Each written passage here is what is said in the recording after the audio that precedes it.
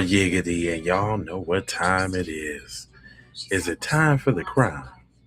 I say, is it time for the crime? Let's go ahead and get it in. Let me get some crime music going on real quick.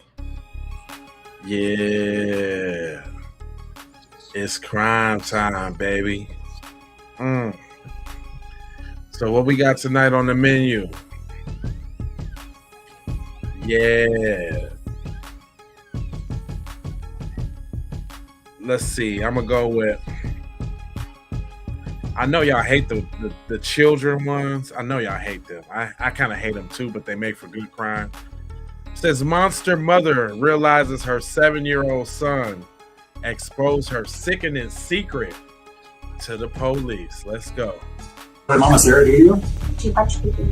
Ouch. I'll kill you because I have to tell the truth. This is Nathaniel Burton, who spent years pleading for help to escape his mother, Sarah Safranik's immense abuse. Tragically, months later, his My worst nightmare ultimately turned into a reality. Guy 2 days ago said he suffocated. Okay?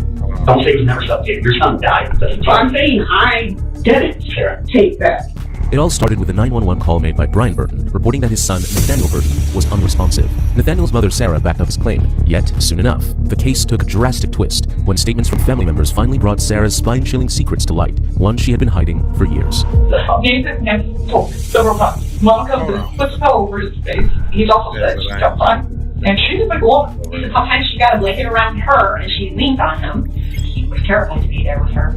He said, I can't breathe, Grandma. She won't let me breathe. In this heart-wrenching case, you will witness how a mother's psychological turmoil and dark secrets gradually fueled her disturbing obsession to kill her own child. She grabbed my neck and she underwater. What did you do? I holded myself up as hard as I can. Nathaniel lived with his parents and 2 half-sisters in Oregon, Illinois. What appeared to be a happy family was merely an illusion. The reality was something far darker.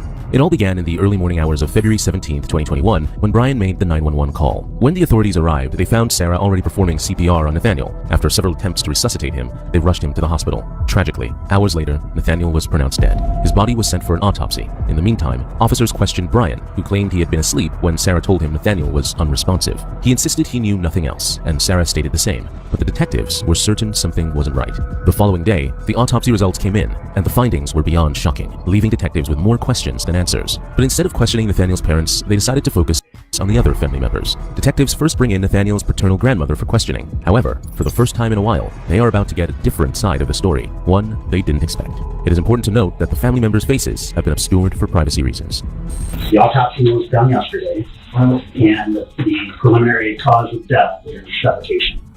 That feeling that they could have stories about that. That is back up. Okay. Okay. So why don't you tell me that? Tell me why you're not surprised to hear that. Nathan has told me several times. Mama comes in, puts a pillow over his face, and where he can't breathe. Like when he's in bed. Yes. She has been known. He's also said she jumps on him, and she's a big woman. When he can't breathe. So was it like during the night he was coming and put the pillow over his head? During the night, yeah. While Daddy's sleeping. So he said, well, Daddy's sleeping. Mom Yeah. comes into the bedroom with the pillow on him. Right.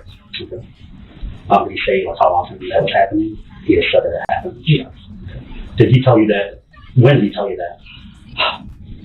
Within the last couple weeks. Within the last couple of weeks. Yeah. He's told me privately. Oh, damn, my So what did bad. Mama Sarah do you?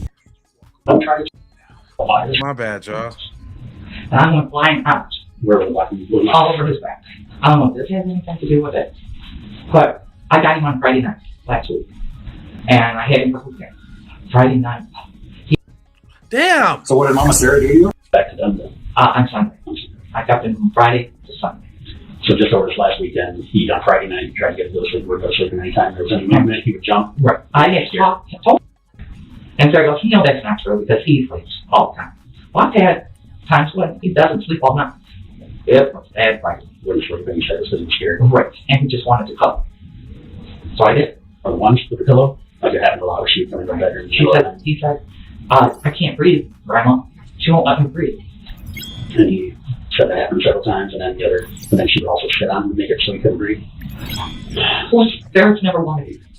Never, ever. Why do you say that? Why did you say that? She kept giving him away. And I don't know, she told me sometimes she never did want Nathan. She just kept angry because so Dang, she she told never herself, wanted him. yeah, That's cool. this was a lot back. Was DCFS told about that? We would report everything and just blow it off. I had called the hotline. They told me if it's not seriously injured or hospital rights, they could do nothing.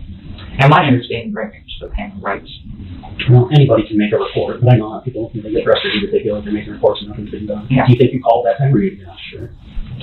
I called it quite a few times. Nah, grandma gotta go. Nathaniel's grandmother seems completely shaken as she provides disturbing insights into the environment Nathaniel lived in. Her statement not only undermines his parents' claims, but also reveals that the child was a victim of prolonged abuse. Back in 2018, after Nathaniel informed his grandmother about the abuse, she proactively reached out to DCFS. Despite reporting the abuse for nearly 2 years, no action was ever taken. Each time, the case was closed due to a lack of evidence, leaving Nathaniel under his mother's care. This highlights the utmost systemic failure to protect the one who needed it the most. Grandmother's tone clearly reflects the emotional burden she carries, knowing the tragedy could have been avoided. Now, the detective decides to bring Sarah in for questioning. Equipped with compelling details, the detective also holds a clinching piece of evidence strong enough to shatter Sarah's carefully crafted facade into pieces. Okay, Sarah, I know what happened that night. Okay, I feel bad for you that it happened, but I know what happened. And now's our time. We got to talk about this and figure out why this happened. This was trying to depend on my husband or my spouse. Well, let's say that again. I said this was trying to depend on my husband or my spouse. Well, okay. Well, that's kind of the situation we're in. Your son died due to suffocation. Okay, he died due to suffocation. How many people were in your house that night? 2. Okay, Sarah, we have to be honest about what happened here and explain it to you. I'm here to listen to why this happened. That's why I'm here. It'd be just as easy for me to look at the signs and say, you know what, let's go, we're going to jail. I'm not doing that because I want to hear, because I feel so guilty about the system failing you all these years. I want to hear, but I need you to tell me. I need you to tell me the truth here, Sarah. Since my girls have been gone, things have been a lot better. It was just having my son at home. Okay, then why did this happen? You have to explain it to me. You don't want us to just go with the cold facts, scientific facts. You have to tell me why. Well, I wouldn't have to tell you. Why? Okay, but it was an accident? You got to explain it to me. That's why we're here. There was no way that I would. Okay, I kind of understand that you wouldn't do that. Intentionally, in your right mind, you wouldn't do that. I understand. Okay, that's what I'm saying also. But it happened, and you gotta explain to me how it led up to that and how we got to that point. You have to share. We gotta get to the bottom of this. I know it happened, okay? Don't try to tell me anymore that it didn't, because I know it happened. I know what happened, but I gotta know why. You gotta give me something to work with here. Sarah, just explain that. Tell me how it happened, and then maybe you didn't mean to do all of it. Explain what happened that night in the bedroom. You gotta just explain. I was just shopping for my son. I had just bought cake mix for us to make cupcakes. Okay, but that doesn't explain what happened. No, Right, that ain't got nothing to do with nothing, Sarah. Explain why this happened. Oh, yeah. Sarah, you have to understand, he didn't just die for no reason. He died because he was suffocated. Now, if it wasn't you and you're going to try to tell me that it was your husband, that's really upsetting because we both know that's not the truth. That's not a fair thing to do. Okay, you have got to explain this to me. Were you just messing around, or how did this go so far? I'm asking you why, and I'm asking you to please explain it to me, because if you can't explain it to me, this is like you're this monster that wanted to murder your son for no reason. I had a monster. I want to kill any of my kids. Explain how this happened to me. You got to explain this, Sarah. I can't just go back to the state's attorney and say, I'm the one who found him. I know. So, and your husband was asleep. So, how did this happen? I don't know. Sarah, you do know. I know you know. Your little boy has been telling you. You know, Sarah. For a year, you told anybody that will listen that his take mom has been hurting, and nobody did anything about it. It drives me crazy. I've taken Nobody him did to counseling. I've taken him to counseling for the way that he felt. His godparents wanted him so bad a few years ago that they made up to try to get him taken away. Your son What has does that have to do other with right people. now, though? Yeah. The godparents. He told other people that he felt like you were going to hurt him, that you were going to kill him, that you went into his bedroom in the middle of the night and put a pillow on his head, that you went into the bedroom and held the bathroom and held his head under the water. And this was building up. It was building up, and nobody helped you guys. This is your chance to say, we tried to get help, nobody helped us. And then this ends up happening, even though I didn't want it to happen. But you got to explain it. No, this I did not kill him. Who did? Your husband? I know. How many people were in the house? Just us. So you're telling me your husband killed him? He was murdered? He wanted to kill them. I don't see that. I mean, he did say a lot, but I don't see that. So let's listen to this scenario that we have going on here. So for the last at least maybe 10 months, your son has told pretty much anybody that would listen that he's afraid that his mom is going to hurt him. He's told almost identical stories to 5 people that I know of. Okay, that in the middle of the night, mom tried to suffocate me. Okay, I think that happened, but it ended the right way. You didn't kill him because you didn't want to kill him. I think this time it ended wrong. He was never. He died 2 days ago because he was suffocated. Okay, don't say he was never suffocated. Your son died because he was But I'm suffocated. saying I didn't Sarah, take that. Sarah, you did. Okay, this isn't going away. This is your chance to try to explain why it happened. It happened. It happened. I got it right here from the doctor that did the autopsy today. Your son was suffocated. The body shows certain signals depending on how you died. Your son was suffocated. Okay, I know you did. You're not crying. You can take that away. You're not crying. Take that away. We have to talk about this. You can't just cover up and try to ignore this. I'm not ignoring. We have to get to the bottom of this, Sarah. Explain it to me. Sarah, I know. That night before bed, tickled him. He was fine. My husband read him. I know. I know. Everything was fine. I know he was fine up until he wasn't. Up until somebody went in there and suffocated him. I know he was fine up until somebody went in there and suffocated him. Your husband was asleep in the other room. You weren't. Sarah, don't do this to yourself. I woke up. Initially, the detective approaches Sarah with an empathetic tone, attempting to lower her guard and elicit a confession. But sensing her defiance, he strikes her with the irrefutable evidence that ultimately brings her act of a distraught mother to an end. Despite being confronted with an indisputable reality, Sarah attempts to steer the narrative in her favor. As soon as she realizes that her claims are failing miserably, she concludes the interview by asking for an attorney. Regardless of Sarah's efforts to conceal the truth, she is unaware that it is already beginning to break through. Meanwhile, more incriminating details emerge as the detective questions Sarah's mother. Her damning revelation would only tighten the circle around Sarah, leaving her with fewer places to hide. He's not the, hey, I'm going to help you, Sarah. I mean, he might want to pay for part of the funeral or something, but I don't think he's coming today to help her with an attorney. But she says that's what she's doing because I said, well, they have a public defender. She doesn't trust your free defenders here, and she's not going to go to jail for something she didn't do. Okay. What did you tell her? I said, Sarah, your child is dead. As 2 people were home, your husband was sleeping. Mom, I didn't do this. I said, Sarah. So if I know anything, I'm going to tell her she did it too. So we'll see how today pans out. But she's totally denying it to me. But then she brought up random tax money. And she's like, I'm not going to jail for something I didn't do. And she's like, we're getting a substantial amount back, and me and the kids are going, doing some fun things. I said, you kids, but not your mortgage fund. And she just gets on me, Mom, I didn't, you know. And you said you told her, Sarah, you did. Yeah, I know you did, Sarah. I know you did. I knew how she treated him. I knew the things he told me. I knew how afraid Nathaniel was to be in that house with her. I knew when I called DCFS last year trying to get him out of that house, and they didn't do anything.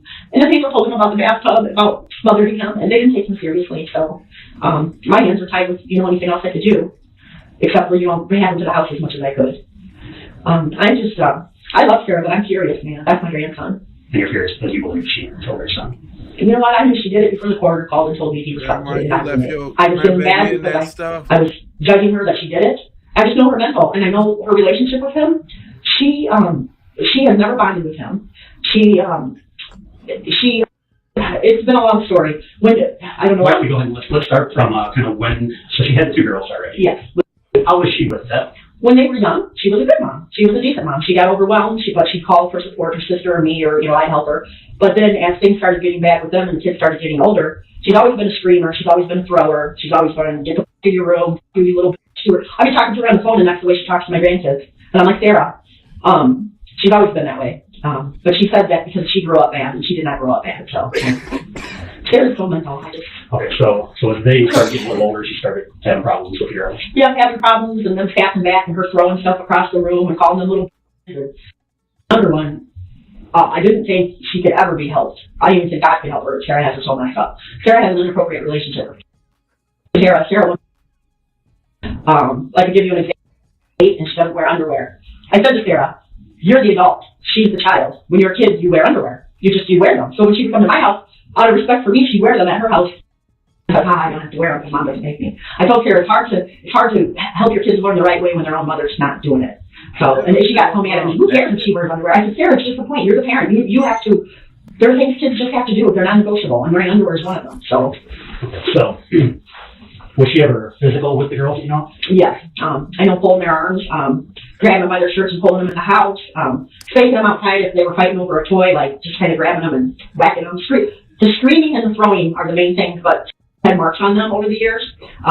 We have taken pictures over the years of things. DCFS has been in the house for years, But years now. nothing over the They just years. could never do anything. But I would mostly say between grabbing their clothes and throwing them in a room, throwing stuff at them mostly. I didn't get along with his mother. You're going to talk to her today. We do now. We communicate. We knew something was going to happen to Nathaniel. We knew it. I just always told everyone God would protect them. Well, for some reason, God took him so he wouldn't have to. I don't know. I think if he would have gotten older, she would have had something way worse planned for him. I don't know if he was such a pain in the ass to her or what, but she had a dislike for him. You could tell when we did family gatherings at the park and stuff how he'd get yelled at. And Nathaniel was I'm sorry, I'm into things. Nah, don't try to cry now, boo. You was sitting there letting this go on.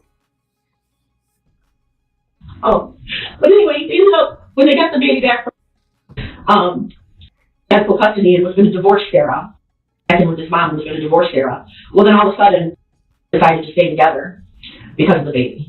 And so I can't remember what point they got married. I don't remember if they were married. I'd have to look it up on my pictures. But so the only reason, because even last time I called DCFS, I told them, even the judge said to me last time we went to court, well, doesn't she have her son home full time? And I stood up and I said, well, yes, she does, but only because her husband has full custody. She doesn't have any rights to him. Sarah's like, he doesn't need to know that. I said, he damn well sure doesn't need to know that's the only reason that boy's in your house. So I've been asking for my grandchildren their whole life. I grew up, my mom was a bipolar drunk. My dad was a drunk. My mom put me in survival table, it's sad. And I am using all the hate for my kids right now to care about myself. And I have 4 girls, and I'll tell you what the drama of it all. But Sarah family members have quit talking to Sarah because she causes so much stress. Yeah. She's a negative person. And blame. She told me she wouldn't be fat if we wouldn't have moved away from Papa years ago. Sarah's mother corroborates Nathaniel's grandmother's account, highlighting the trauma he endured before his tragic death. Her statement also reveals that he lived in constant fear due to the ongoing abuse. Sarah's mother's description also exposes how her fractured bond with Nathaniel led to a pattern of violence projected onto him. As she delves into further details, she sheds light on another critical piece of information that reveals a father's unforeseen betrayal. Sarah's so irresponsible. Monday was President's Day. Nathaniel started walking to school Monday, and the snowplow drivers told him that there was no school. That's how irresponsible she is. Most mornings he tells me he gets up and makes his own breakfast. Some days he can't find his boots, stuff a mom gets up and does for you. How did you find out about him on Monday walking to school? Sarah told me. And what did she say? I sent him to school. He didn't even have school. I felt bad. I said, you felt bad? Yeah, she didn't feel bad. Getting him up early, having him go out by himself. Okay, all right, so let's get into some of the things that you feared for his safety with his mom. What are some of the things that he said to you that made you fear for his safety? She tells me that she throws things. I'm scared to be home with her grandma. He said she's going to drown me in the bathtub. She tried one day. I said, and I questioned him on that because I said, well, she's a big girl, Nathaniel. I said, are you sure that Mommy would do that to you? Well, she tried, but I fought and she didn't, he said. He said he has to get himself up for school. Mom sleeps all day. He walks to school. He doesn't always eat breakfast. She always screams. One day she hit me with a white stick. The girls have told me that there's a white stick she had used to hit him with that she doesn't hit them with. I've never seen it. Mom is mean, tells me to shut the fuck up, calls me stupid, sometimes because of my homework. I get picked on by my sister. Doesn't help me. It's always my fault, and I get spanked for it. Mommy won't let me see the when I grow up. He would beg me. He would say, when I grow up, I'm going to look. Yes, you are. He has a fear of being drowned in the bathtub, and this is what we told the DCFS worker that I'm mad at right now, and about smothering him. Because I questioned the tub because I figured she's big, she could drown him if she wanted to. I just think she put the fear of God in him, Okay, what about the smothering? How did you bring that up? He said, sometimes Mommy comes in the room and she sits by me like she's smothering me. And I said, what do you mean? He said, sometimes it's a pillow. He said, sometimes she's got a blanket around her and she leans on him. And I said, well, do you get up? And she's like, yeah, I get up and I yell. And so he was terrified to be there with her. And you ain't do nothing about it, Grandma? All of this, this is pissing me off. I don't know about y'all, but Granny's pissing me the hell off. I would have had my grandbaby. He made comments that he thought she was going to smother him. Yeah, he told me straight up. He's like, she's going to smother me or drown me one day. I don't know if she's going to drown me in the tub or if she's going to smother me. I said, well, Mommy wouldn't do that to you, honey. I said, we love you. He's like, I don't know. And then, of course, he told me, to pray to God. And he's been acting out because of behavior. He was at his grandma's house the weekend before, and he was acting out. and being upset. And sometimes he'll beg me not to take him home. I don't want to go back to Mom's. Can you keep me? Can I go? Sarah would be like, you're not going to see the cocky out. And I'm like, Sarah, people that love you want to see them. She pissing me off. I don't see how you can sit up there and be the grandma and let your grandbaby beg, and he confide in you that he finna get smothered and drowned, and you like brush it off. That ain't nothing but a quick CPS call, and you taking custody of the children. You grandma, you in there. He said, well, I'm thinking about it. And I said, all you had to do was put in the car and drive away and be done with Sarah and just be done with all of it. Okay, so these things that Nathaniel told you, did you? Yes. And what does he say to that? Well, I don't know if that's true. You know, kids say things. I said, just don't say specific things like that. Maybe Mom's mad at me or Mom threw something, but Mom trying to drown me in the tub or Mom smothering me are two specific acts of ignorance. And so he kind of said, like, I don't know if that's true. He was like, no, he didn't do it. He didn't believe him. He didn't think he did. But I believe kids when they tell me. Because of how I grew up, I believe kids when they tell me stuff. So he said that the bathtub thing, and then that he also thought she was going to smother him because she would kind of sit on him and put a pillow on his head. Yep. Did he say where that happened, the pillow? In his room. Did he say any more detail about it? Did he say? Just in his room, and he screamed and he said he kicked, and because I said, you know, she's bigger than you, she could do that, and he's like, well, I would fight. He would tell me. Did what? He say how she would do it? Like any? He just mostly said sit on him. Well, she's a big girl, you know. She would like sit on him and sit on the edge of the bed and mess with them and say act like she's smothering them. That's not even a joke. And shutting off the lights, man, that's But you know what? She wasn't upset the next day. The next day, they couldn't go to the house. They went to. I get a call from her. Her son just got murdered. Somebody just killed her son, and she called me to tell me, "Can you have your sister post about Nathaniel off of Facebook?" Half hour later, she calls me back and says, "We don't want your sister here either. My sister lives in Tennessee, 11 hours away. Why are you worried today about my sister coming?" Yesterday, she brought up to me she's going to lose her Section 8 and her food stamps. And I said to her, "Are you out of your mind?" I said, "Your child is dead, and you're worried about where you're going to live and what you're going to eat." I'm hard on Sarah. I don't with her. She doesn't me. I don't. And today her dad's coming. I can't wait to hear what happens there. She doesn't care.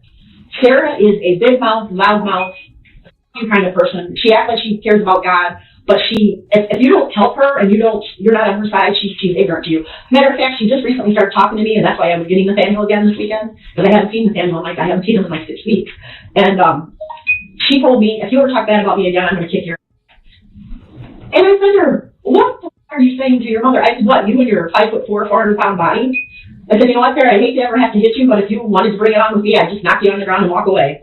I just thought, why would you say that to your mother, that you beat her?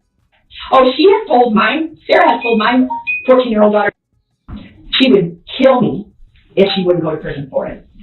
Okay, so it's safe to say at this point you had no doubt that it was Sarah. I am sick to my stomach. I literally threw up yesterday. I am sick knowing that my child finally did what we thought she'd do. How long have you kind of thought this was going to happen? Sarah's mother claims that all along, Brian was aware of the abuse Nathaniel endured. Instead of helping him escape his mother's cruelty, he chose to remain silent. Tragically, despite confiding in those closest to him in hopes of getting effective help, Nathaniel received none. It's truly heartbreaking to imagine the depth of his helplessness, leading him to predict his own fatal end. While being questioned, Nathaniel's grandmother supports Sarah's mother's statement, confirming Brian's knowledge of the ongoing abuse. But she also reveals the reason behind his silence, despite the repeated warnings he received. So, I interviewed him yesterday. It was kind of like he didn't know anything. How can we get to admit more of this stuff that he knew about? Tell me the truth. He is scared of her. I've seen her. If he doesn't do what she does or says, she's with me. Do you think you could talk? Are we talking about the same lady here? Y'all remember that picture with her and her son?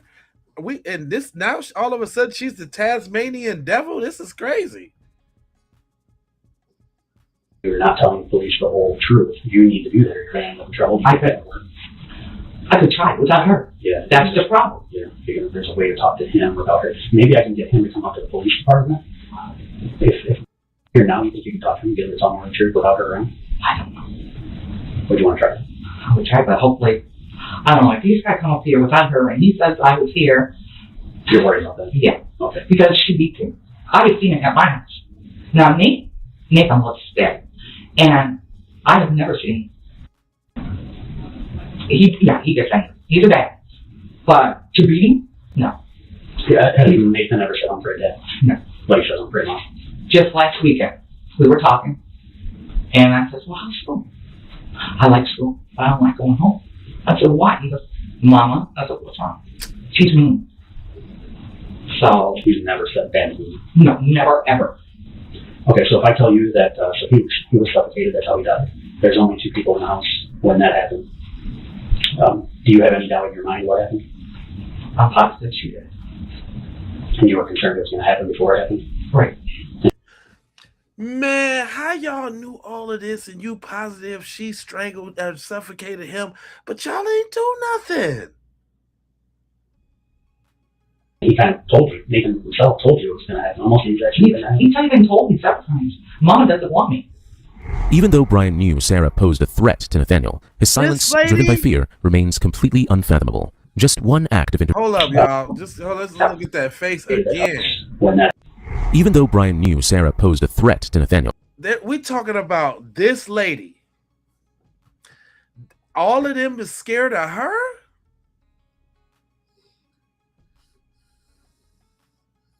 She running the show.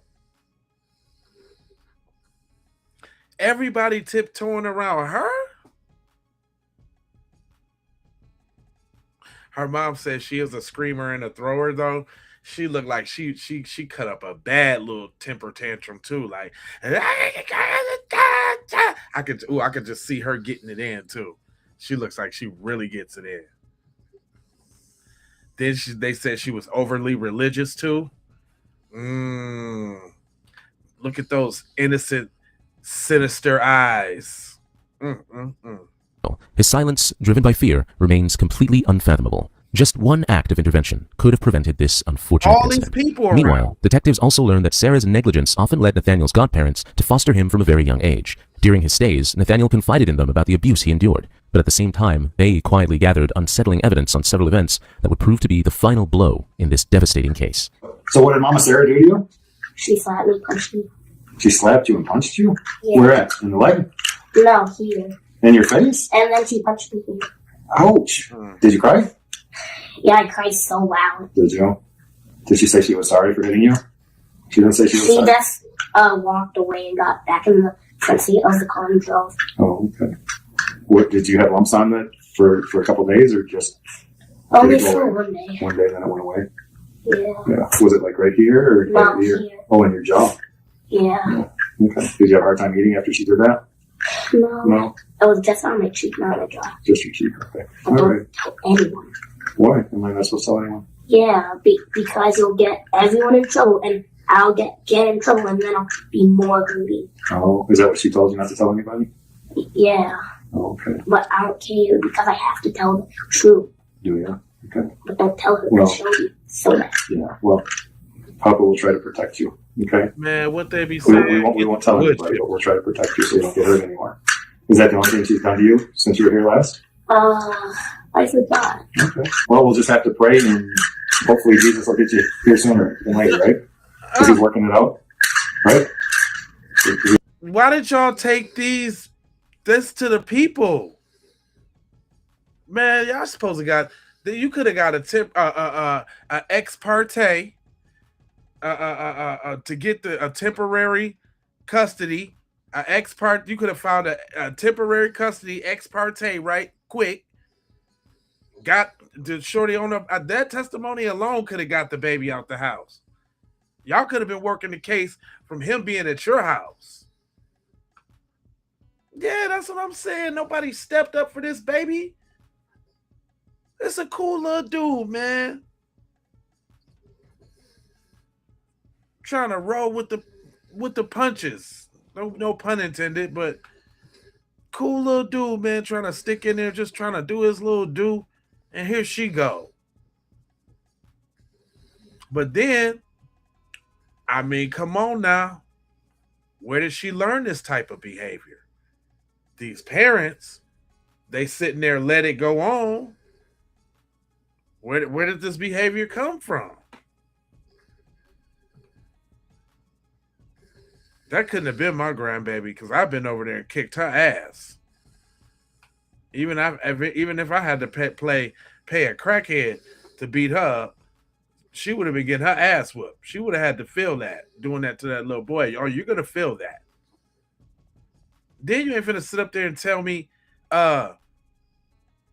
you don't like him and y'all don't match and you don't got no feelings for him. You better try. But man, I mean, just because you're a parent don't mean you're supposed just because you become a parent don't mean you're supposed to have kids. I always say that all the time. You working it out? Never. He's never gonna work it out. Well, you know mom and papa love you though, right?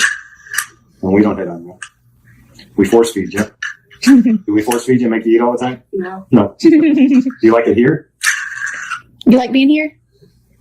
Do you like being here or no? Obviously. Obviously. So tell me again. She did what? You were in the bathtub already? Yeah. And you already had water going? I turned it off. Yeah. And then what? She came in there? Yeah, and she tried to get me to clean. How? She grabbed my neck and she tried to put my head underwater. Put your head underwater? Yup. And what did you do? I fight it back. You fight it back? I holded myself up as hard as I can. Well, that's horrible. You don't do something like that to a child, do you? In the hopes of getting Nathaniel's custody, his godparents even contacted authorities to report their concerns. Unfortunately, the judge handed the custody back to Sarah. So far, What? every account ultimately leads detectives to one haunting question. What drove Sarah to kill her own son? Yet, the answer would soon come to light as more details continue to unfold. Now, as Nathaniel's godmother steps in, she shares more troubling details from different occurrences, giving the plot a far darker turn. He had a cut on his tongue, and so they actually told us that somebody cut his tongue. I don't know if the girls or somebody cut his tongue. He also had a lump on his head. I don't know if that was from the girls or from Sarah, but he had. How old was he at the He was time? 5 months old. He was 5 months old. They also told us that the daycare. Hey, real talk. Let's talk about that though. What's up with these judges though? I mean, my boy murked his sister on a Disney cruise because she refused to cooch, and he at the crib playing Roblox right now. What's up with these judges?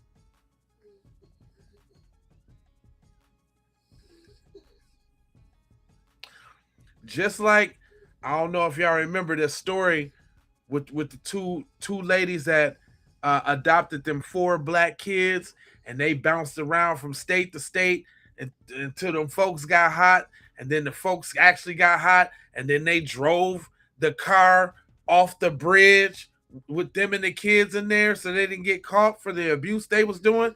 It was the little boy that had on the little leather coat that was hugging the cot. Oh, I did the story.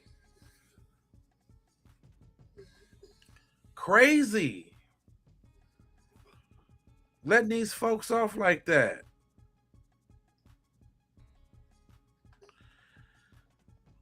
They see themselves or their family members. Well, hey, then that's a messed up mentality, because that means you don't even want good for your own family members.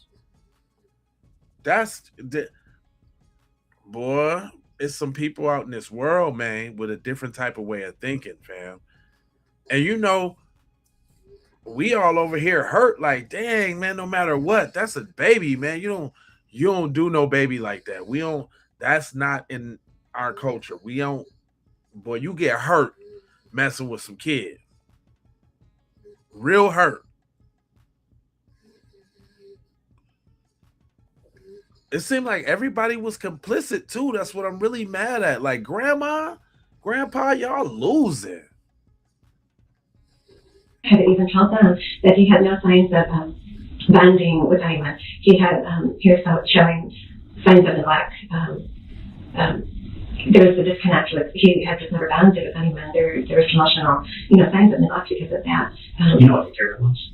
I don't know that day. I mean, with my girls and myself, he didn't want to for any attention whatsoever. But he would just scream and scream when he wanted his bottle. He just scream like he was never going to eat again. And I'm trying to hurry to get bottles together because I nursed all my time, but I did not. He had night terrors for at least a month. He would wake up in the middle of the night just screaming and screaming and screaming. And we had to calm him down. We were like, what are you doing? you know, oh, I saw people do this on the movie. We're like, what movie? And that's when he was doing things that were inappropriate. And he said the movie that was in the television. I'm like, where is, and that's what we called them. And he called us Mama and Papa because we didn't want him, you know, getting confused, and they didn't want him calling it. We weren't going to have him call us Mommy and Daddy or something. So we have him from 5 months old. This is crazy, man. How could y'all develop this type of care for the boy and not step in and help the boy when he really needs y'all? He's got college. So we're Mama and Papa. So he's doing these weird things, and he thought it was on the movie. He thought they were naked girls dancing and putting things on their body. So anyway, he was scared. Oh, he had nightmares. He was scared because he was watching zombie movies. Dreaming having nightmares of a clown eating his face off because they let him watch it, which I didn't even know what that was. We don't watch shit like that. He told us already in the car that he watched a movie with naked girls showing their DPs with us, getting sexy things. He and the girls watched it at like after dinner time. And say, you want to pick him up? You can see him. I said, what about preschool? She goes, oh, that's okay. I'm not really worried about it. She goes, it's just preschool. You can come pick him up. And we're like, okay, we'll get him in 2 minutes. So we left to go get him. We're putting him in the car seat. I'm in the car, and I'm sitting in the back. Putting him in the car seat. I'm in the back, and I got out, went around, and because I didn't see anything on this side, you know, and I got went around, and he's trying to get him buckled in. I'm like, here, I'll help you. So I get over there to buckle him in, and I look up, and he's got a 2-inch gash on his head that's still gooey and bloody and or something. And I'm like, oh my gosh, what happened to his head? Oh, he was running all around in the kitchen, and he hit it on the corner of his heel. Well, he was just about at the right height, and he runs all the time. And so we didn't think anything of it. We're like, that sounds like him. I mean, he's always running. You saw that happen? Or you just No, he didn't say what he saw. He just said that, and he was at work. I know he was working. He was on all day. So you're saying it wasn't. Exactly. He probably was at home, and there was also that. So I'm trying to be some of the things and be really careful with it. We had him for, that was March 28th. I wrote him into him, like, what's going on? What's wrong? He goes, he keeps crying. Papa, please let me be here. And I said, we can't leave like this. We're sitting in the car for like 15 minutes and we don't know what to do. We can't leave. And because I can't do this anymore. I can't do this anymore. And I'm like, we can't leave him here. What do we do? So I said, go up there and ask Sarah to come out. So Sarah came out. And we said, Sarah, we said, you see what he's going through. And we said, you know, are you having a hard time? You know, this is what Daniel told us. He said that he threw the phone at us, that you hit him in the head with the phone. He didn't hit his head on the table. No, I didn't do that. That's not true. We said, well, okay. He said that her phone broke, and she texted me, like, during that whole period, her phone broke. She had to get her phone. So we said, if you are overwhelmed, please, you know he's call us anytime day or night. We'll come get him. Please do that. And then she started bawling and crying. Yeah, I can't handle it. Like, yeah, we can't leave here like this. We can't leave him here like this. Would you please let him come home with us again? We can't. Look at him. So she went in and agreed to let him come back with us. So he got right back in the car. And we were crying, and he was crying, and we said to Daniel, it's okay, you're coming home with us. It's going to be okay. And then he got happy, and then we got him a towel, and he was so happy with me. And Daniel told me about going to sleep at night. Mommy Sarah chokes me. He put his hand through his neck to show me. She was angry over the kids fighting over June. 26th of June. So you remember where you were at when you told me that? Yeah, I was in my house. Yeah. Did he say it happened? We were in the living room by the couch. And I don't know if that triggered his memory why he told me it. So he said that he was on the couch? And he said she had the couch cushion. I was off the couch. The cushions were off the couch, or one of them. And he said that they were playing or doing something, but she took the cushion and put it on top of his head. And she sat on it. And she wouldn't get off. And she kept laughing and he couldn't breathe. And he said, I kept screaming, I can't breathe. And she wouldn't get off.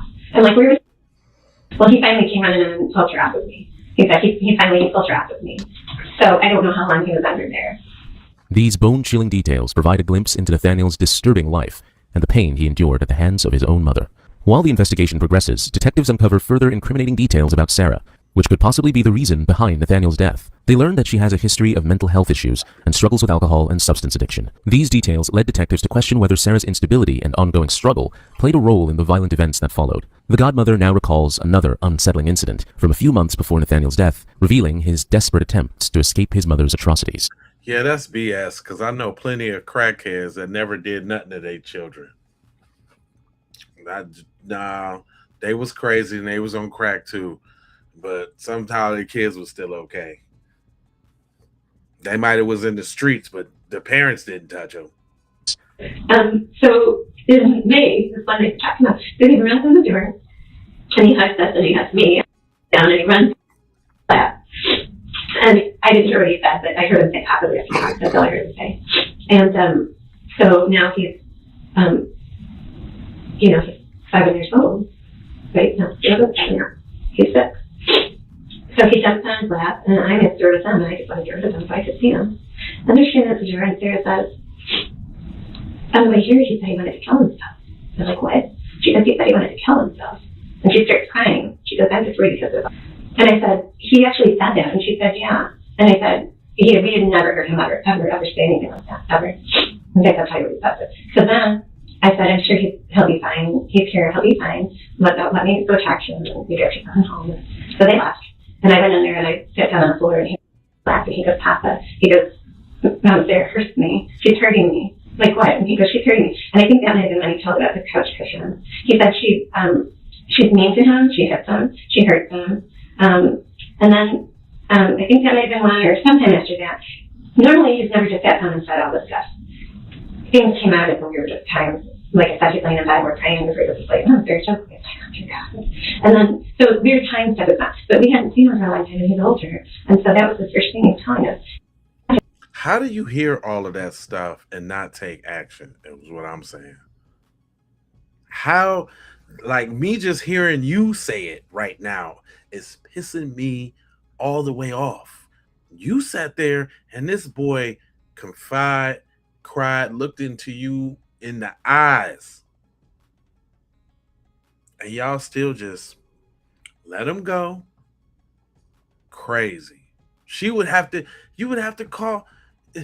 All you got to do is call CPS. They might go down to the place for a second, but all you got to do is go down there and get them. You'll get them within a couple hours. They're looking for the next of kin. Go get them. I mean, knowledge is key, man. I've been a advocate before, so I know about all type of different situations to help people. And man, sometimes I have to catch myself because not everybody knows the knowledge to get it done. So, but I would try to find out. Some would have to give, even if it was just calling the police or having them go do a welfare check. I mean, at that point, your adult testimony should hold weight. If you tell somebody that's what's going on, if you tell somebody the child told you this is crazy. Shame on Granny. And whoever else was around. He said, no, I understand that. He said, I'm going to run away. And I'm like, you can't just run away. If she tries to hurt me, I'm going to run away. I said, you can't run away. If you run away, you could get hit by a car, somebody could kidnap you, and I'm thinking. He'd rather run away to be in that little stuff. Y'all ain't taking the signs. It takes a lot for a little ass kid to say they want to run away. They don't know nothing about the world. That's a huge step. That's how bad it was. Okay, if you go to run, go straight to your backyard because the police station is there. Because until today, I didn't know it was here. I thought it was this court building. So I told him to run to the backyard, and he would come up to a huge building where he could get help. With the mounting testimonies, scrutiny no longer falls solely on Sarah. Brian's role also comes into focus. Despite being warned by family members, his silence played a huge role in letting the unthinkable happen. Armed with ample implicating evidence, detectives bring Brian in for one last time. Now, the question that surfaces is whether he will continue to reshape his narrative or finally confess the truth he has concealed for far too long. Okay, well, I've asked you for anything you've seen happen between him and Sarah. But we don't need to talk about the last interview. We're talking here now, and I just want to have you tell me now, because I talked to your mother, and your mother told me that she told you about things over the years that she witnessed herself. So I know you at least know about that, but I know there's other things that you've seen over time. You've had more time to think about it right now. And you said maybe that day when I first talked to you, it was so soon after you didn't have a clear head. Is that what you're saying? I still don't have a clear head, but try to remember. Okay.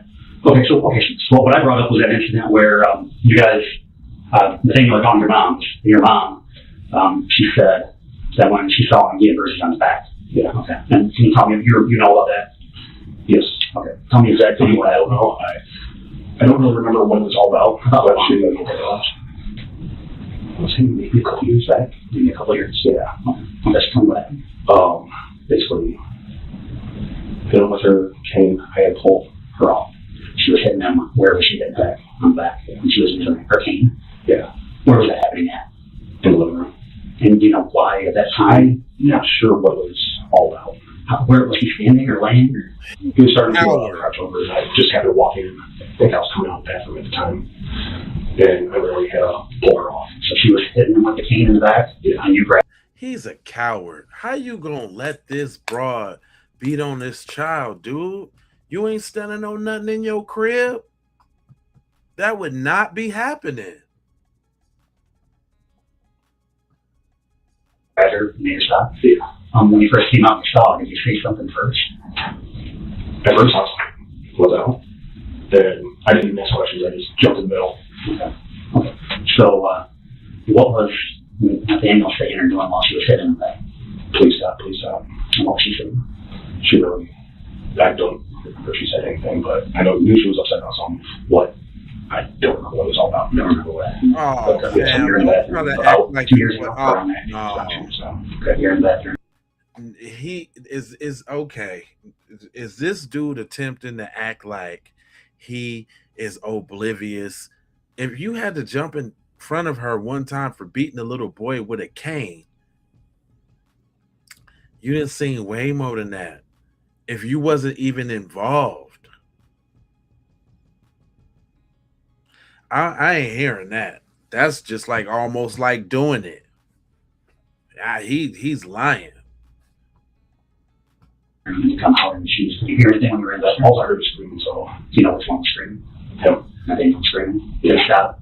Yeah. Okay, and then you come out and she's hitting him back and you just grab That was before we started doing a little bit better care for her. Okay, so what do you, how many times do you think you saw her hitting him back? Just once. You saw one? Okay. Yeah. This Nick, you're lying, cuz. This girl must got the whole world in her. Well, they say the crazy girls got the best sex. They do say that, but I don't give a damn when it comes to no damn child. I mean, what kind of spell? Yeah, that's what I'm saying. Something. It got to be something. How you sitting by letting this chick beat on this child like that, fam? Is that stepdad?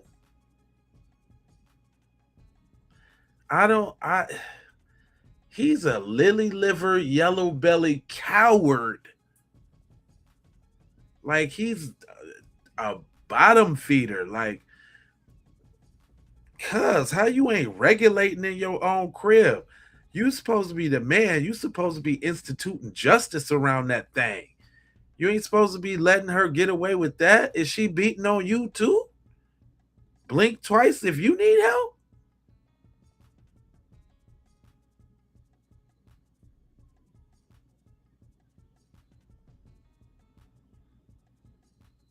I ain't heard a dude this soft in a long time over a broad.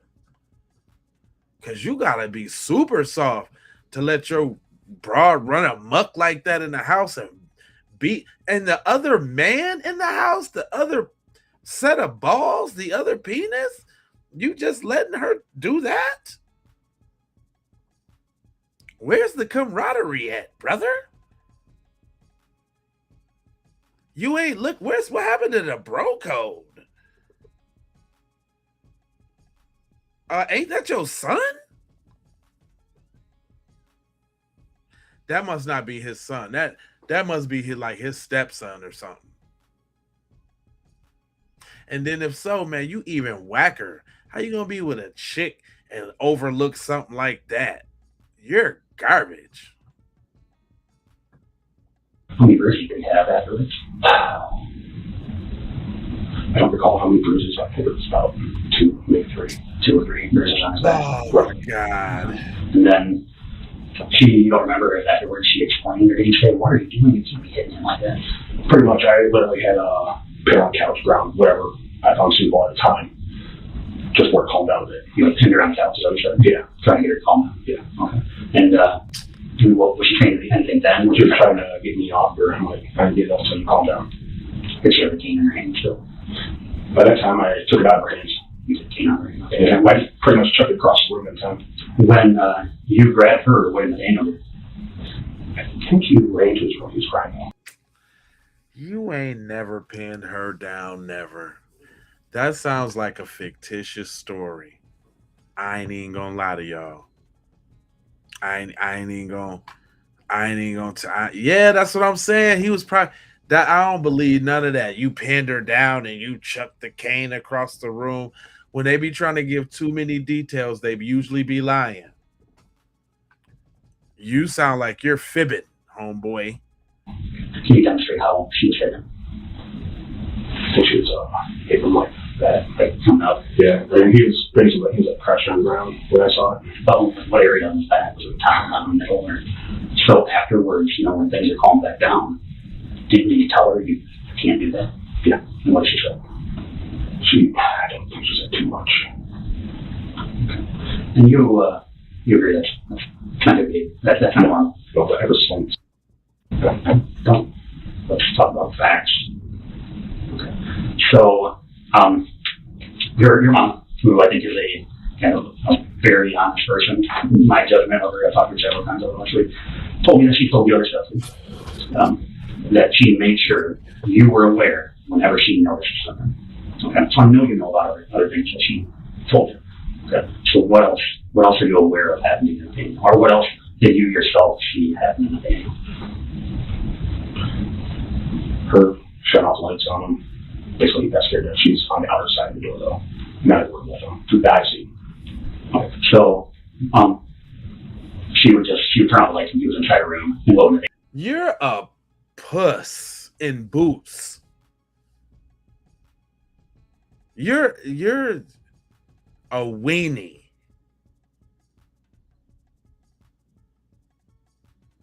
I can't believe this dude sit up here and let this broad torture this kid like that. He starts gritting turn on. There's been times where I go up to her like, okay, enough is enough. We gotta turn the lights back on. I thought she was playing at first, but at the same time, I don't think her mental health was fully there. Her brain at the time. Loser. So basically, before it escalated, I intervened.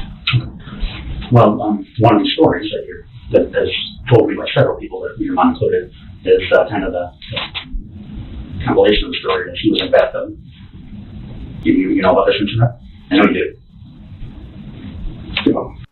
No, he was in the bathtub. Well, I seen, like I said, he was in the bathtub. She shot the lights. I walked back in. She's on the outside door. Okay. What else do you know?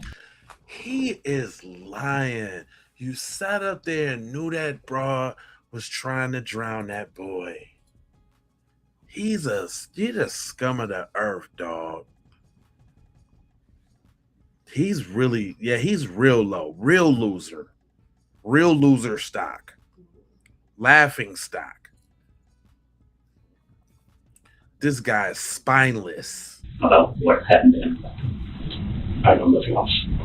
I know what you told me said held his head on water. Okay, in the first interview I brought that up. Yeah, you brought that in. First one. Your mom never told you about that? I don't remember. That seems like I know what it seems like. That would be really hard for me to forget as a father. And you're telling me you forgot. Because you don't think your mom's a liar. I'm not saying she is. Okay. So if your mom says very clearly that she told you about that, she probably told you about it? Yes. Yeah, she would. Okay. And you're telling me you don't remember her telling you that? Like I said, I might be busy and I probably don't remember, so. But the things that people have told me here where it counts, everybody's telling me the same thing. I haven't heard any outlandish, things that aren't backed up by somebody else in here. Right. It's all the same stuff in here with everybody I've spoken to. And like I told you, everybody in this whole situation has told me everything. But you. That's what's troubling too. The person that was closest to this situation doesn't want to tell me.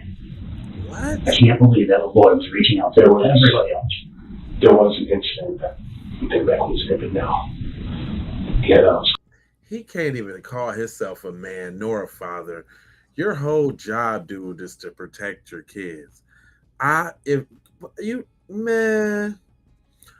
be in jail for a domestic before I sat up there and let something like that go on, man. Come on, man. You gotta grow some, cuz.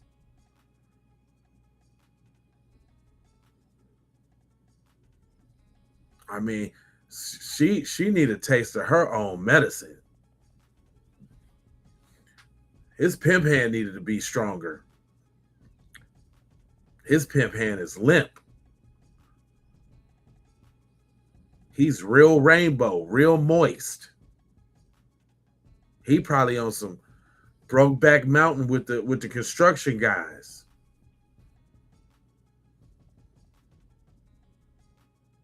He gotta be on the Brokeback Mountain side of the game to let this broad run amok up under his household like that. With your son? With your heir, your seed? He might as well just go jump off a bridge or something like that, because you're not even your whole purpose in life is useless. You let that happen to your son. You're garbage. Straight trash. Straight trash.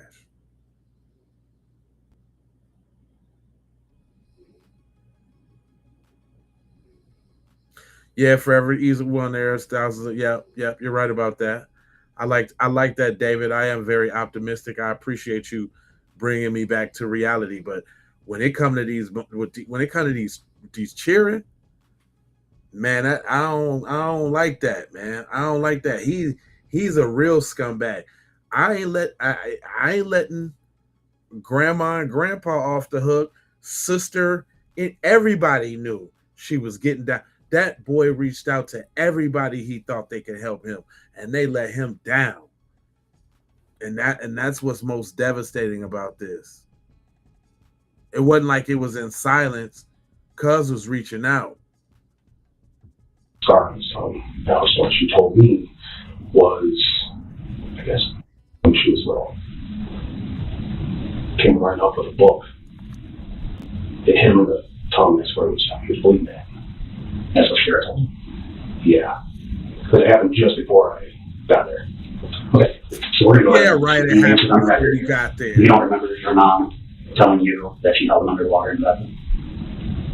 Okay, I mean, I'm trying to think that far back. That was a few months ago, was it? Yeah. She did say something, but I didn't believe it. Okay. I want to know all those things that you didn't believe. Okay. So what did she tell you? Just asked me if I knew that Sarah was head over water. No, I don't know. Okay. She told you. Yeah. So then what happened? If my wife told, or somebody told my wife, I questioned her. She told me no, she did not. Okay. So then did you ask Daniel about it? Yeah, but he really didn't talk to me about anything. So he didn't come up to me or anything like that. Like, well, why? Yeah, because you're a punk. You're a puss. Why would he? He don't got a dad. Why would he come to you? You in the house letting it go on. Why would he? And ooh, y'all. He just told on himself. Why come to you if you be doing it too? Why come to you if you be doing it too? And if at least not at worst, just watching it and letting it happen. So minus the story about pinning her on the couch and throwing the cane, you didn't do none of that. You probably turned the Xbox headphones up louder.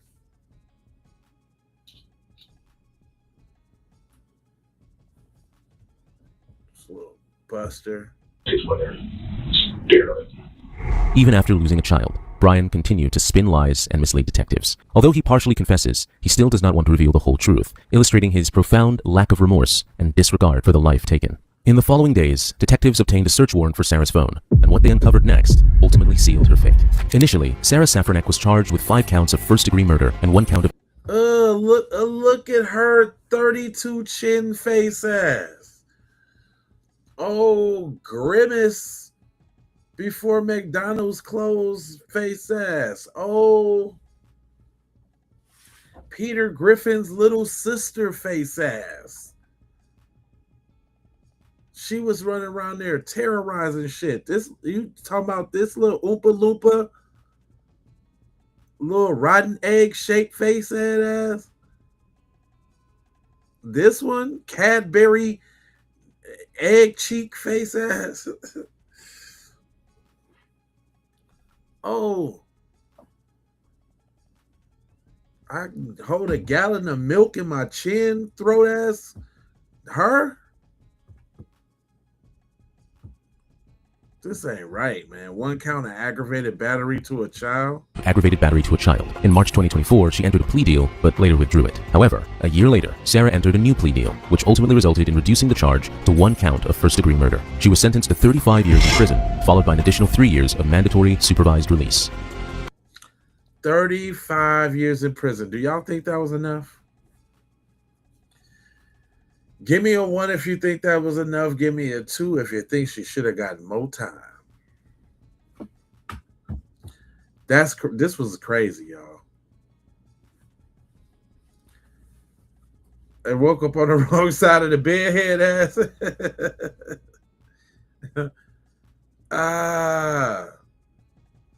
Yeah, she definitely needed more time. More time. Yep. She deserved to never even 3 years. She gonna get out and have another baby and do it again, y'all. Sarah is gonna get out, have another baby, and do it again, y'all. I'm trying to tell you what I know and not something that I think about. It's gonna happen yet again.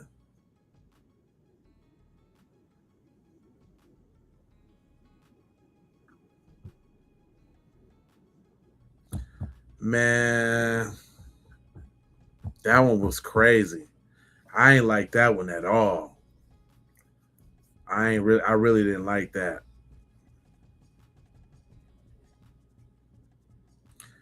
She should have empathize. Yeah, you're right. I see that. She should have got. I'm saying what would have been. I think life without parole was fair. But the way she did that boy with all the details in the case, that's almost like electric chair or something like that. Like she needs a sizzle or something. That's like a sizzler, you know. that's like a sizzler right there. That's sizzle worthy, you know. Look at that silhouette of her little devilish face right there. That is crazy. Man, this world is wild. It's wild. Thousands out here. Guard your grill and knuckle up. But my man's ain't had no wins though. He had moms and dads against him. Against all odds. Man, rest in peace to the little dude, man. I ain't never said rest in peace or nothing like that. That's crazy. Yeah, that looked like the cover of a horror film. For real. That looked like the new scary flick coming out. That's gonna have you on the edge of your seat. That's a real monster right there. Jeez Louise. All right, y'all, I got something for you. It says, Tennessee woman became increasingly concerned after she stopped communicating with people. CCTV captures woman has no idea that she about to get murked. Ooh, let's go. Sitting in this car is 45-year-old Kimberly Allen, withdrawing exactly $420 from an ATM. And sitting in her back seat is a monster holding a knife to her throat, making sure that Kimberly doesn't make a sound. A monster that would leave her dead just hours later. I'm gonna kill this woman. I don't care. I'll have it in my heart. I'm not sure because I'm fighting with Joe. Because this is Eric Ellis, the very person that had been in Kimberly's back seat. Days earlier, Eric had mysteriously begun living in her home, pretending to be nothing more than a friend. And right now, he is the only one that can help detectives figure out what exactly happened inside her home. So you might make a mistake. You know what the mistake was? Getting you did. And we got video from that places too. I know that you were holding that for a throat. No, I was scared. I would get in trouble. I didn't kill him. Well, let's look at it like we do. That's another crap you did, Kelly. By March of 2016, the family of 45-year-old Kimberly Allen grew increasingly concerned. Kim lived in Smyrna, Tennessee, and was actively pursuing a paralegal degree at a nearby school. She was known as a kind, social woman who kept in touch with the people she loved, which is why her sudden silence and disappearance worried those close to her. Kim battled pulmonary hypertension and had undergone multiple heart surgeries throughout her life. For all her family knew, she could have been somewhere out there dealing with a complication. So on March 25th, a Friday, Kim's Aunt Brenda, who lived nearby, drove to her home to figure out what was going on, only to discover that her niece wasn't a victim of a health complication. She was a victim of a homicide. Inside, Kim was found dead in her bed with her back door window shattered and money missing from her home. But was this really a robbery gone wrong? When first responders arrived, there were two important details they noticed that could help them answer exactly that. Firstly, from Kim's condition, it was apparent that she had been dead for several days. And secondly, her cause of death. If an attacker had broken in, they would have at least been armed. Yet Kim showed signs of strangulation, with duct tape residue and crushed pill fragments on the kitchen counter next to her. So who staged this, and why? Kim's family believed that she lived alone, and that her estranged husband Lawrence may have broken into her home. This was because the couple was caught up in a DV case just days before her murder. But Lawrence was out of town, and his alibi was airtight, ruling him out. So officers turned to the next step, pulling Kim's bank records. Money was the only thing missing from the home, and whoever took it may have left a trail. Fortunately, they'd get far more than a simple lead. On Sunday, March 20th, surveillance footage captured the last time she was seen alive, as she withdrew $420 from an ATM at 11 p.m. But earlier that same day, those same surveillance cameras had captured something else. A man entering a nearby gas station from Kim's car, using her card and signing the receipt with her name. Eventually, officers identified that man as 31-year-old Eric Ellis, a homeless acquaintance Kim had met at a local bar about 3 weeks earlier. And when officers went back through that ATM footage one more time, they made a terrifying discovery. Eric was in the backseat with her, holding a knife to her neck. Immediately, they tracked Eric to a Nashville rescue mission and brought him in for questioning. Okay, sorry about that. No problem. Okay. I'll say right now you're not in custody, okay? But since we did bring you down here, we'll get you right down here. What your rights are, okay? You have the right to remain silent. Anything you say will be used against you in a court of law. You have the right to an attorney to have that attorney present before you question if you wish. You can afford an attorney when to be appointed representative by the court. You understand your rights? Cool. I'll get you to do me a favor. These are the rights I just gave you. Okay. I'm just going to get you written for me initially each one if you understand it. That'll work. As detectives make Eric waive his rights, we'll take a moment to explain the story he tells over the course of the next hour, considering it is very jumbled and very confusing. According to him, both he and Kim went bar hopping in downtown Nashville on a Saturday night. Oh, hold on. Damn. Sitting in this car is... I was trying to slow the speed down a little bit. It's like, they like same day. They question if you wish. Can afford an attorney like Saturday and Sunday. Good. The car stays down there Saturday. He tells over the course of the next hour, considering it is very jumbled and very confusing. According to him, both he and Kim went bar hopping in downtown Nashville on a Saturday night. At some point, the two split up as Kim went to meet a friend that Eric didn't know, and Eric wandered down to an amphitheater. Afterwards, the two never met up, as Eric spent the night sleeping on pavement, and then spending the next day wandering downtown once more. The next time he was able to get in contact with Kim was on Monday, where she told him that she had to leave because of her ongoing divorce with Lawrence. After which she came to pick him up to bring him to her place. And that is exactly where we pick up from, as detectives continue speaking to Eric. Okay, let's do like Saturday and Sunday. Good. The car stays down there Saturday. You keep trying to find a ride. Yeah. She finally shows up. You get in touch with her. She picks you up in this purple Taurus. And I said, well, we parked it. Well, we went back down. Where we parked that car at? And that car was gone. So you parked the Taurus downtown and you went back down there on Saturday. And that's on the Taurus. It ended up leaving. And it was gone. And I don't know what it could have been her or the Taurus. Okay. So did you drive 2 cars to Nashville? Yes, we ended up driving 2 cars. Yes. Well, first time we drove that one, the Taurus is when we took back to Nashville. I'm trying to remember all the time frames. And I'm like, okay, guys, drive 2 cars to Nashville on Sunday. No, not 2 cars. No, we were all in just 1 car. Okay, you were all in just 1 car. Who else? That's what I'm talking about. Weekend. It was just in 1 car. What car were you in on Sunday when you went to Nashville? I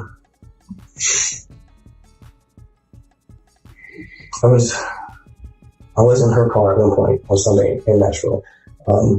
If you were in her car on Sunday morning, why did y'all drive the Taurus back to Nashville? I don't honestly know. She says her friend's her cars. But she left it overnight. Yeah, they were going to meet up, and that's when a friend of hers and blah, blah, blah. And that's if she left her car in Nashville overnight, how did you end up with it Sunday morning? Sunday morning, because I remember getting back in it. I was in it with her when we went back to her house and then to that corner store. I know you weren't, but you said y'all left her car there Saturday night. Yes. Then how did you get her car and come back here and then switch to the Taurus? She picked me up. Honestly, truthfully, because I'm a little freaked out. One, I didn't do nothing wrong. Okay, let me tell you. Okay, let me tell you. Okay, before we go any further. Yes, sir. Go ahead. Okay, honesty is going to be the thing with us. Okay, because right now you're telling me a lot of. I know. I'm trying to remember everything of what we did. And it hasn't been that long ago, so it's not. I know. You remember stuff pretty well that you want to remember. You remember clubs that you went into. Yeah, I remember. You remember walking around. What you got on your sandwich. Yes, always. I mean, obviously you have a good memory. I have a pretty good memory, but now my mom and dad say sometimes I can't remember shit. My mom and dad will. You're doing a pretty good job of remembering stuff today, except for stuff that you're choosing not to remember. Right. Okay. And if you don't want to be honest with us, this is going to be a long night. I can tell you. Okay. Okay? Now, if something happened and you were at the house and a mistake happened, then that's what we need to know. We can deal with mistakes, okay? But somebody's going to lie to us about them? Because mistakes do happen. Accidents happen. Okay. See what I mean? Yes, sir. Okay. But when we start getting lied to about it, that tells us that somebody's trying to hide something. Okay, I'll say. After this, officers request Eric to recount his story for one more time. And suddenly, he's about to throw a third, unknown individual into the mix. Let's start over from Saturday. Let me just say, there was a confrontation. Okay. There was a scream battle. There was a gun and call. Okay. That's the reason why I know Larry didn't do anything. I don't know how she knows him. They were screaming and yelling at each other. Nothing real loud, but it was obvious. Nothing like obliviating. Okay. I did know that she had been kind of talking to this guy for, I don't know exactly how long. It was before I knew her. Okay. That was the first time I met him. It seemed like a really nice guy to me. I did notice that when both of them were drinking, alcohol and behavior didn't really mix. Okay. I do remember him shoving her. Wait, do you want me to show you? And I won't actually push you. Sure. Okay, just stand up. Sure. Her couch sits at, it's the couch that wraps around. Okay. And she was sitting on this end, like the footstool things. I stood up and they were kind of arguing, and he turned around and went like that. Because he fell down backwards. Okay. On the couch. I got up. I was like supposed to do that. I was like, oh, yeah. It kind of freaked me out because one, I don't do violence at all. I can't fight, can't do none of that shit. Okay. So I time in school and I dropped out because of it. Okay. He left on foot. Okay. She was crying. And I asked her what had happened. She had, after I went outside, she had a little bitty burn mark right here. On her, it'll be her right side. So I made it where she got tapped. That's fine. Okay. She was crying. Okay. So I sat there and I talked to her. And I talked to her, so what happened? And she didn't tell me all the way. She wouldn't tell me. She said, well, none of my concern, none of my business. And I was like, well, is there anything I can do to help you? And I was like, I can't. Because this office, I don't need to do anything out of you. And she just says, don't worry about it. And then she makes the calls on her house phone. I think it was him because she walked out of the room. I went to the bathroom. She was back there in her office. And they were not yelling, but an argument conversation, kind of like how we're talking, it was just back and forth. I couldn't really hear him. I went back in the living room, I sat down, I changed the channel, put it on sci-fi. She, 30, 40 minutes later, she came out. She tells me instead of crying, she wasn't crying at the moment. She asked me, was I okay? I told her, yes, I'm fine. I said, are you okay? She said, yeah. Later on in the evening, the guy did come back over. Okay. There was drinking gone.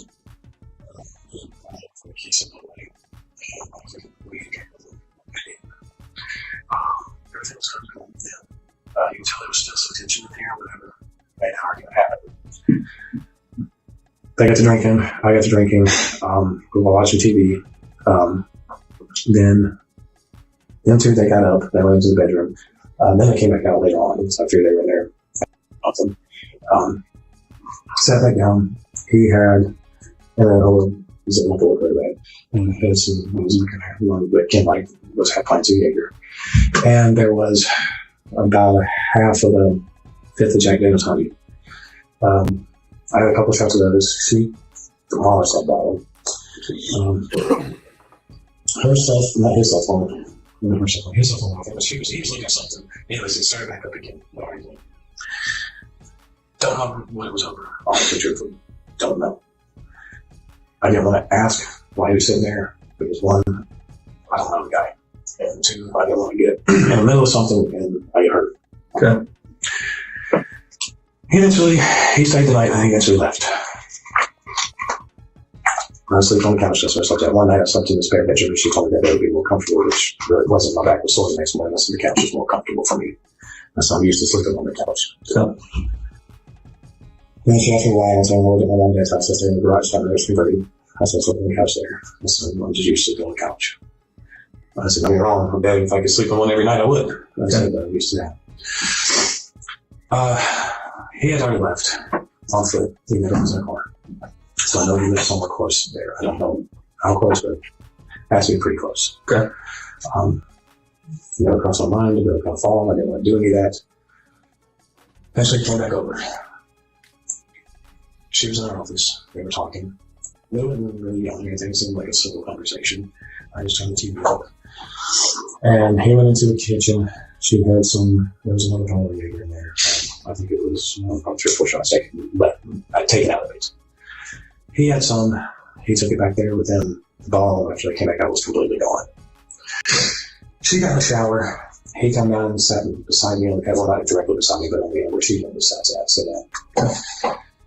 He had a pissed off look on his face. I didn't say nothing at first. Kim was in the shower. I just looked at him, so I'm going to go have a cigarette. And just like, well, he didn't say nothing, so I went back in front of the cigarette real quick. And came back in. He just kept looking at me kind of funny. And I asked him, and that's when I kind of got the courage up, and I had a little shaking voice. I said, "Is everything okay?" I said, "You look like you want to hurt me or something." I said, "I haven't done anything." I said, "What's going on?" He just told me that's where the situation where I couldn't stay there no more. And I said, "Oh, I'm fine with that." And came back to me to if she got out of the shower. And I said, "No," I said, "I'm fine with that." And you said something about your divorce thing. And it was kind of filling me for a loop. I was like, "There's this other guy that's I'm not dating. You know, we had a accident." I was like, "This is kind of weird." I didn't say nothing. Not my business. In Eric's new version of events, the real suspect is a man named Carl Miller, someone Kim had supposedly been seeing. According to Eric, Carl was aggressive, violent, shoved Kim during an argument, had a temper that got worse when he drank, and told Eric to keep his mouth shut about everything he'd witnessed. But there is one small problem. Carl Miller doesn't even exist at all. This genius has just invented a person from thin air to explain away Kim's murder and disappearance. But as detailed as Eric gets describing Carl's behavior, he gets real vague on one question. When was the last time he for certain saw Kim? And if you love watching killers like Eric realize they're not winning an Oscar anytime soon, subscribe. That's literally all we do here. What happened then? What happened then was we left. That's what we did. We all kind of walked around. That he was with us. Okay. And the reason why I didn't tell you all of this because he made a remark to me that freaked me. I don't lie. He just told me what I've heard about them arguing. Don't know exact words. This ain't your problem. He's a horrible liar. When was that? He started telling me that on Thursday night, early Friday morning of last week. Okay. When was the last time you saw Kim? Last time I saw Kim. And don't bullshit me. I'm not bullshitting you. I'm trying to think. I'm trying to think the exact time. And I'm aware telling me all of this now. This guy, who the hell, something happened to me.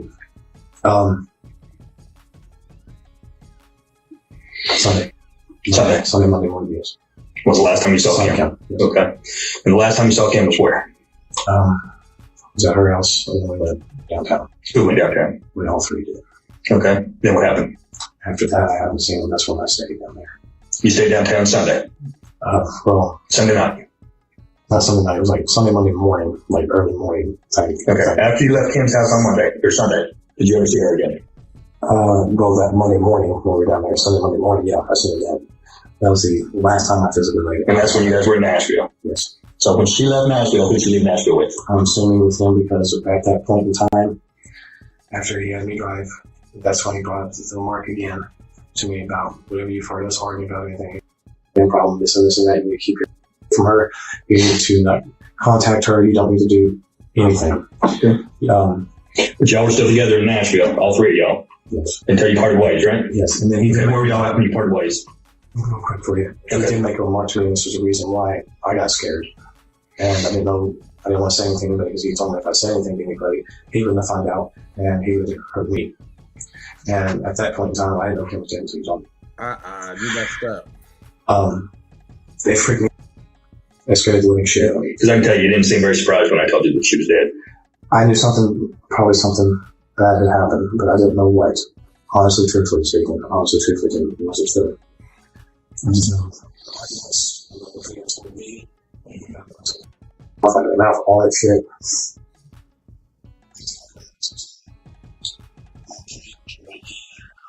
So he was using cell phone, and we never said that. Like I said, I don't think we should be with him. But he did make that remark. Okay. And what time do you think y'all parted ways? Just ballpark. It was It was afternoon. Afternoon? Yeah. On Sunday? I'm trying to think exactly. Because I was all on a blur. Oh, you sound like you lying. Monday morning, same Monday it was, because it was early, because it rolled over until the next day. I remember. Okay, so you didn't stay in Nashville on Monday?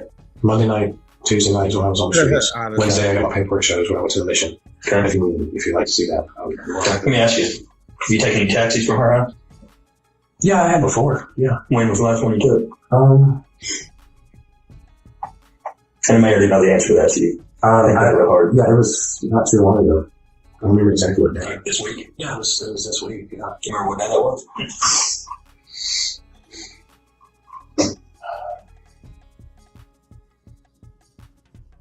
I'm thinking, hold on. I can't remember exactly what day. How'd you hold taxi? She had given me her cell phone to hold on to. Okay. Is that her phone here? No, that's mine. That's your Oh yeah, that's mine. She had one of those iPhones. Okay. She gave me So her phone. she gave you her phone to hang on to? Yes. Okay. So what'd you do with her phone? I got rid of it because I didn't know what the hell was going on. And You got rid of it. I was scared and I was freaking out because I was I didn't freaking out. find her. I remember what he was telling me, and I freaked the hell out and I was scared. I did want to go to somebody and talk to him, but I was afraid if he found out all the situation, whatever they were going through. So I freaked the hell out and was just really paranoid and scared. They love that. I freaked out, man. I was freaking out. I threw it away in the trash can. Where? Downtown. Okay. I'm going to ask you this one time. Yes, I want you to be perfectly honest with me. When you saw her Monday, before you left there, was she alive? Don't lie to me either. I know she was drugged up. Oh. How was she drugged up? He was crushing some type of pills. I seen a residue on the counter. And he, I watched him smell lilacs. And they were kind of pinkish looking colored pills. Okay. I think they may have been.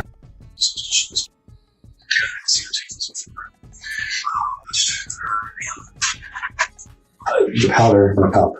And I watched him take a couple of drinks out of it. And I watched him put Diet Dr. Pepper on top of it. After he put the Diet Dr. Pepper on top of it, I knew that she was in the bedroom. She was drugged up off because he had told me that she had taken a couple of flats. Kept doing that when I first came in. Okay. After that, I did watch him go to the bedroom. And I don't know what happened from there. I didn't know that she was drugged up. That is exactly how Kim died. But it wasn't Carl who drugged her. It was Eric. When officers began recreating Kim's murder, they realized that after being given crushed medication mixed into the Diet Dr. Pepper to mask the taste, she'd been bound and suffocated. And by now, with detectives being done with Eric's lies, they finally decide to bring up the best piece of evidence they have, the CCTV footage. Did you talk to her before you left? Yeah, the last time you saw her? Yeah, I tried to, but she was kind of out of it.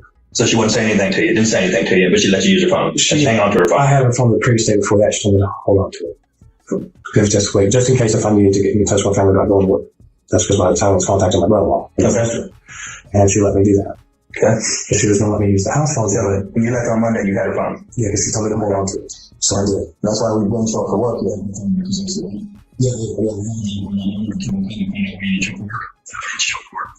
Because that's when I freaked out. Because that's when he told me. She was already dead, right? I know You already knew she was dead. I knew something. Don't BS me. Please don't BS me. I'm not going to BS you. Because I've been a nice guy so far, and I want to continue to be that And I way. want you to be that way too. Okay. When I tried to talk to her the first time, she was really out of it, drugged up. Good. Okay. He went back into the room with that cup. Okay. What kind of cup? Wood cup. Blue. Big. Plastic cup, glass cup? Plastic. Plastic. Okay. He went back into that bedroom and he shut the door. I sat down on the couch. That's when he came back out a little while later after. And I asked her, I said, "Kim, okay?" And that's when he had told me about at that time, honestly, speaking truthfully to you, I didn't know she was dead then. At all, period. That's when he told me, I'm not open my goddamn fucking mouth about anything. And I just knew they had been arguing beforehand, and he said he was taking a couple. But I didn't know what he was actually doing with it. What did you tell your sister that day? I told my sister, I said, Stacey, I think something bad has happened and I need to talk to somebody, but I can't do it right now. And the reason why I didn't do it right then and there, because I didn't know 100% positive if something that actually physically happened to her, she was dead. And what else did you tell her? I told her that I feel like that I may have been a part of something that I didn't know what the hell was going on. And I didn't tell her. A party to or a witness to? A witness to the fighting and stuff. I didn't say fighting or murder or anything like that. Okay, let me tell you. You walked in her room before you left. Okay. Yeah, I did. See, I did walk in, but when I tried to talk to her that one time, she was blurred out. Then when he came back out. Could she talk to you at all? Did she talk to you at all? The second time, no. And that's when he started How telling me. was she in the bed? She was laying in the bed on her back, and he had told me that she was sleeping, basically. And at that point, I didn't see her face or anything. Why didn't you see her face? It was covered up. With what? It was her bed cover. I hollered out to her, I said, Kim, I was like, he's telling me I gotta go, and that's when he started screaming, he's telling me to go again. She didn't answer, so I figured she was knocked out asleep. I didn't know she was dead, honestly, truthfully. You will not see no prints on me or anything on her. I did not know that she was dead at that point at all, period. I got scared. I called the taxi. I asked him if I could sit outside. How'd you call the taxi? I turned her phone on, and I called because that was the only way. I called the taxi, and I left. Because he told me to go there. He told me to open my goddamn mouth about anything. And I figured it was just because of the argument. This picture we're going to see at the ATM that night. On which night? Sunday night. Sunday night? Mm-hmm. I'll be honest with you. The guy, and you told me to be honest with you. Mm-hmm. I'll be straight honest with you. Okay? Sunday night, she went to the ATM and got the cash out. For what? I don't know. She cashed out? I don't know. She got it out. I think it was like $420 or something like that. Said she was pulling out of her account. Okay. And I said, okay. He was still at the house. It was just me and her that had went. Because she asked me if I wanted to ride. I said, yeah, all right. I knew she was nervous and she was freaking out about something. And that was when there had been some arguing and stuff beforehand. Mm-hmm. So I love her. She went to the ATM. Okay, where the service station sits out there on South Island Street. It's down a place, and that bank that sits right over there. Okay. She went to that ATM. Keep in mind that during her visit to the ATM, Eric was in the back seat, holding a knife to her neck and forcing her to withdraw every single dollar she had.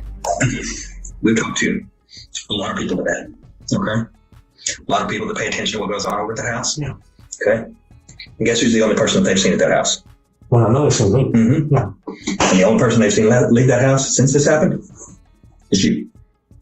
Yeah, I left there, but I didn't know she was dead. I haven't been back. Oh, honestly, When did you find out she was dead? Well, I found out I knew that she was incoherent when I first tried to talk to her, and the second time, like I said, I hollered at her and told her I had to go. I left. So why did you not call the police? Because he told me that if I talk to anybody, honestly, truthfully, and I freaked the hell out because I get scared. How old are you? I'll be 32, dude. I'm a wimp from hell. My family will tell you that shit. I'm a wimp from hell. I got things on my school. But you have a friend that's been letting you stay at her house. Okay. You've been sleeping with her? Only one time. I don't care how many times you've been sleeping with her. You've been sleeping with her. Okay. You've been sleeping on her couch. Been in the whole 9 yards for who knows how long, right? Okay. All of a sudden, this other guy pops into the scene that you're talking about, this Carl that you don't really know. You've only seen once, but he's been over at the house numerous times. Because when we first started this off, you saw Carl once. Then, now, he's been over to the house almost every day. I didn't want to be honest with you. I was scared because what he had told me. What color is Carl? He's white. What color hair does he have? He's got black hair. It's really, really short, not like shaved, but kind of like stubby, but it was black. He has brown eyes.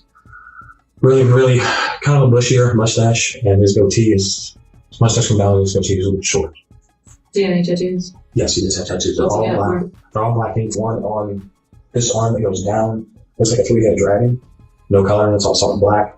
Up on his shoulder, looked like some homemade tattoo work. Kind of faded out. One of them kind of looked like a, maybe like a motorcycle symbol, like a Harley Davidson symbol almost. Did you ever see him on a motorcycle? No. I do know he has talked about before he used to ride. I know that. And I do know on his left arm over here, he had,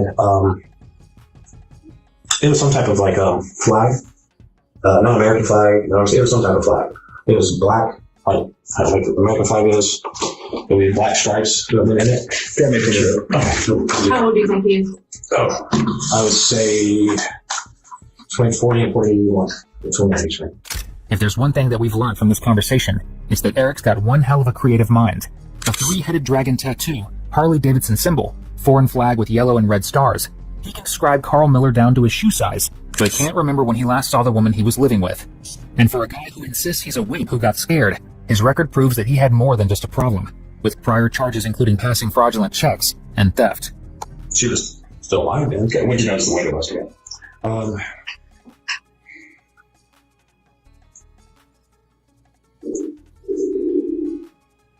Something to do with this. This dude can't lie to save his life. He's out of there. It was during the weekend at home.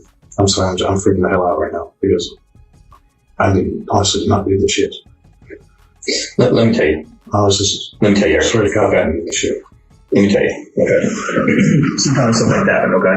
Some things are accidents, okay? If you were there, you were getting drunk, you were getting stoned, she died, then that's what we need to know, okay? Right. Because we don't need to be going looking for a Carl that doesn't exist if he doesn't exist. I'm being honest with okay? you. So if y'all were there and you were doing drugs and she just died from doing that kind of stuff, that's what we need to know.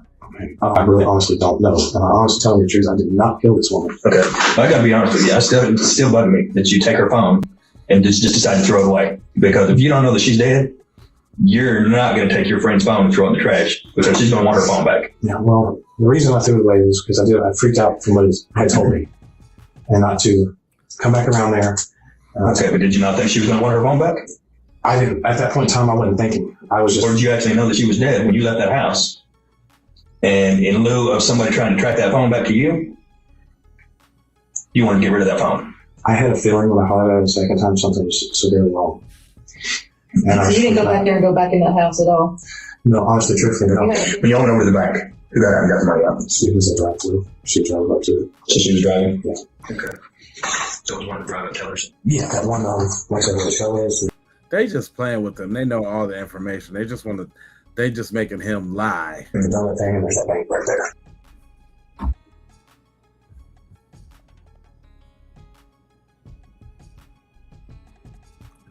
Oh shit! Did I click off the Joan? LaDonna, think about it very carefully. I am thinking about it. I see Oh, that every shit. time. Sitting in this car is 45-year-old Kimberly Allen, withdrawn. She say anything that's about the money that the mistake was? Which way did you bust the window?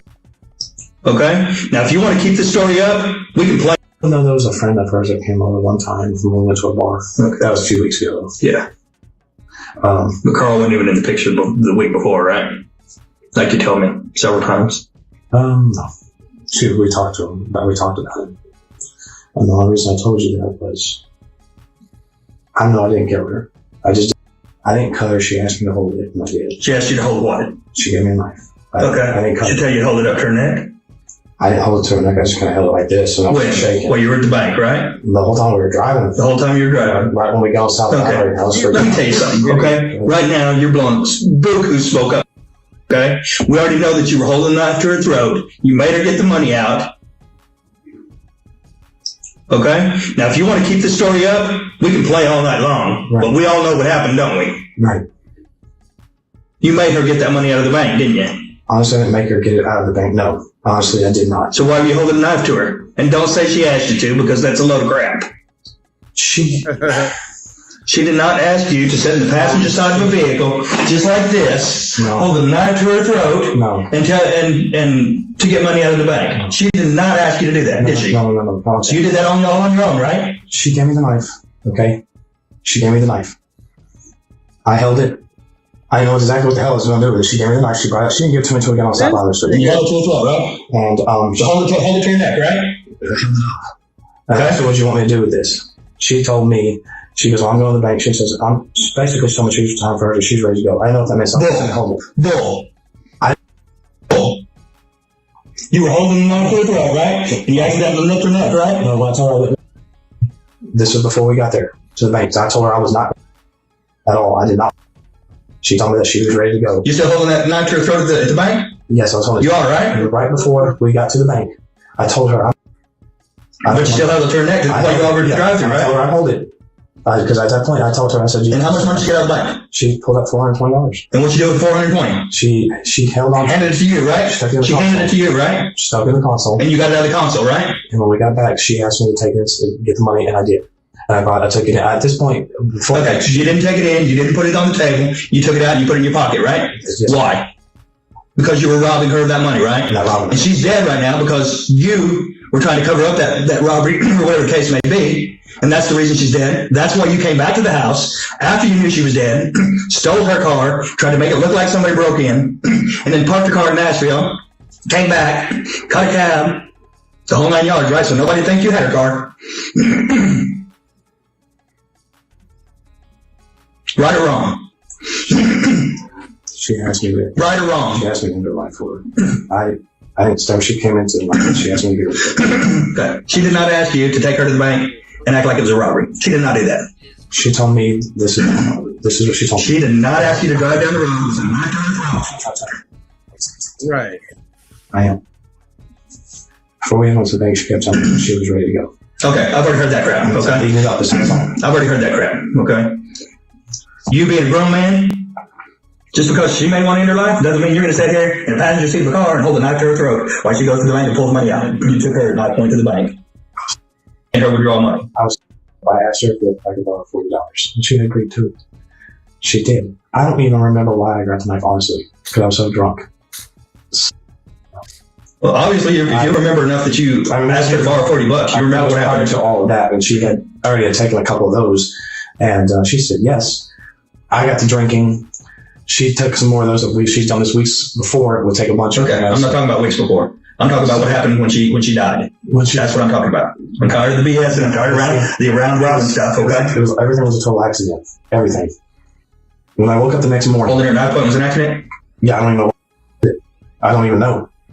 I don't know. Honestly, I'm being truthful. I don't know if I realized what I was doing. Honestly. What did y'all fight about that night? We didn't actually have a fight. No, there was no fight. Not at all. No. So the struggle was over nothing? No, the struggle was she started stumbling because she had taken. You don't struggle when somebody stumbles. You try to help them. Yeah, you don't struggle. That's what I called it, a struggle. She kind of stumbled. What I call a struggle. I went to catch her, and I'm not thinking, oh my gosh, I should have threw this on this down and catched her. Instead, when I still had it in my hand, and it was down here, and I went to catch her when I did, it went in barely. So you went to catch her by the throat? What? I went to grab her around her shoulders like this. And the knife just happened to catch her in the throat when you had been holding the knife to her throat. Caught her during the robbery, right? I caught her on the side of the neck by accident. And I freaked threw it out. She said, I told her, I said, I'm so sorry. And my head was spinning. I ran out. She was holding it there. I said, I'll hold it for you. I held it for her. She asked me to give her a prescription bottle to her. I did. Did you have a scuffle in the bathroom, in the bedroom? No. No scuffle in the bedroom at all. She asked me to help her to bed, and I did. There was no scuffle. I didn't like, push her or beat her up or anything. I didn't know. I didn't do any of that shit. I didn't do any of that. This is like I didn't beat her up or anything. I didn't physically punch her. So when did you cover her up? I covered her up. Not her head at first. Her volleyball, she said she wanted to lay down. I covered her, pulled the blanket over her. When I found out that she had passed away from medicine, I freaked out and I covered her head up and then I left. I freaked out and did all the other shit before I left. Awful. But you know that's actually a robbery, right? Yeah, I go to jail and I hate it. And I really don't want to because I told myself I never go back to jail. And that's why you killed her, right? What? Because of the money. She got upset about it because you took her to the bank at that point and made her get that money out of the bank. Oh, she wasn't upset. No. She wasn't, honestly. You're telling me that if I sat beside you in a car, and held a knife to your throat and told you to withdraw money from the bank, you're not going to be upset? No, I was saying about upset. She wasn't screaming or yelling or anything like that. She was upset, wasn't she? She was a little upset. Yeah, because you let her take all of her money out of the bank. I told her 40 and she took 420. Bull. And she got the, that's what I'm trying to remember. So you held her at knife point, told her to take 40 out, and she took 420 out. You took $420 from her. Yes. And that was, I should have never done this. All right, give me a minute. Can I ask you a question, sir? What? Everything I just told you was what happened. It was all an accident.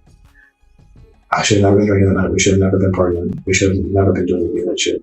Okay. I'm really sorry that I did not call beforehand. I did get scared and I just didn't know what to do. So it was my fault and I'm sorry. And I don't want to go to jail. I like to see my family every night. Ultimately, Eric Ellis pleaded guilty to first-degree felony murder and was sentenced to life in prison with the possibility of parole. By the time he's eligible, he will be 81 years old.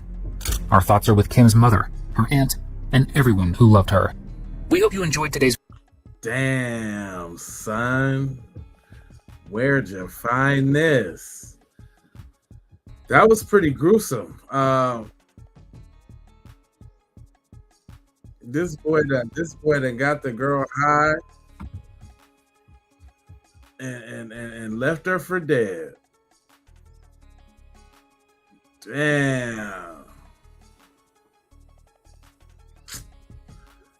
I don't know, man. Should we do another one, man? I'm tired.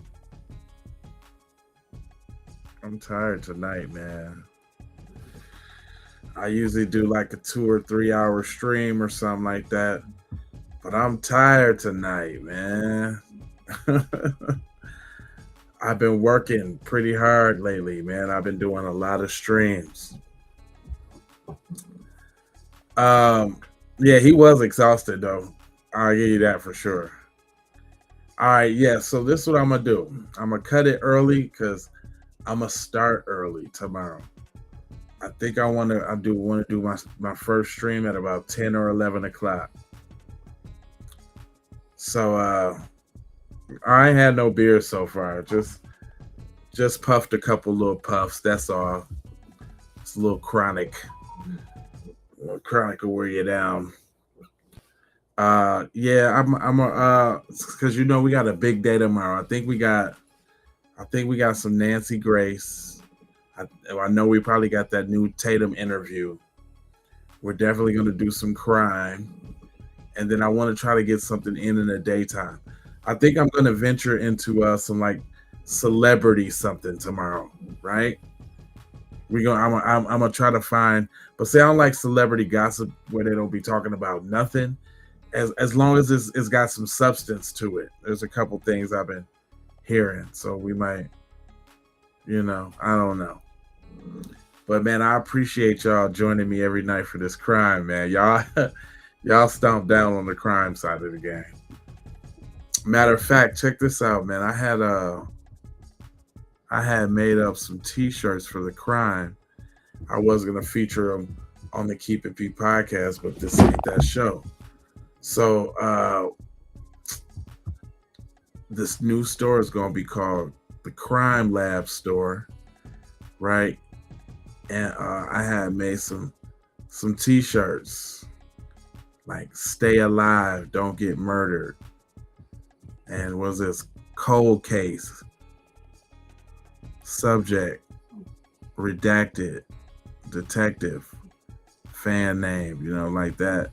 Then this was as official couch, true crime fan since day one.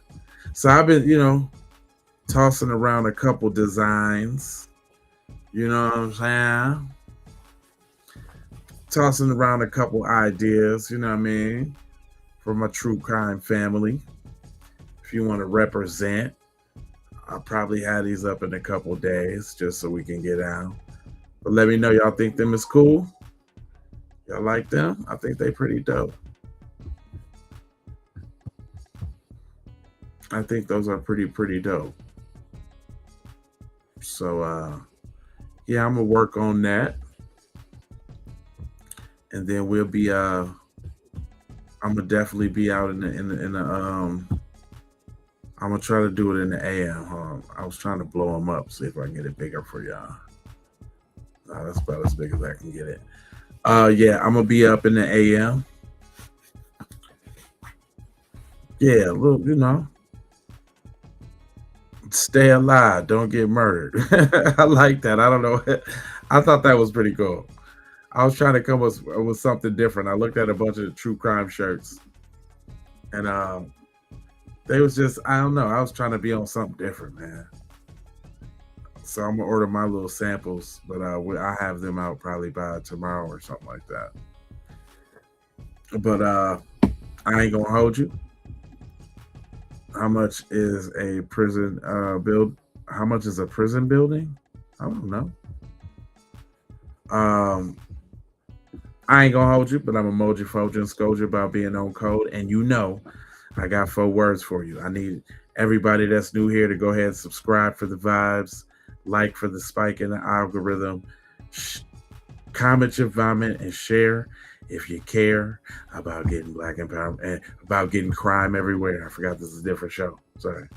Share if you care about getting crime everywhere. And I got 4 words. Love, peace, blessings, and aloha. How about Doha for Shoha?